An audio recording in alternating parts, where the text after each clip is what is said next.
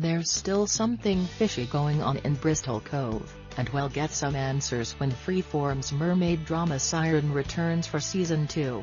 The Disney-owned cable net said during the show's New York Comic-Con panel that Season 2 will surface on Thursday, January 24. Check out a teaser above, fittingly set to grandson's blood/water, and a first-look photo below. More mermaids will arrive in the once sleepy fishing town in Season 2, but are they seeking revenge, or is something more catastrophic driving them out of the sea? Marine researchers Ben, Alex Rowe, and Maddie, Fola Evans-Akingbola, continue to establish a bond with mermaid Drin, Elaine Powell, not only to protect her but to try to help save her entire civilization. Ian Verdun and Reno and also star.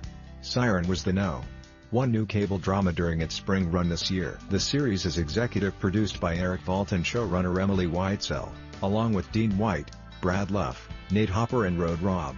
Here is the first photo from Season 2 of Freeform Siren. What do you think about it? Share your opinion in the comments below the video.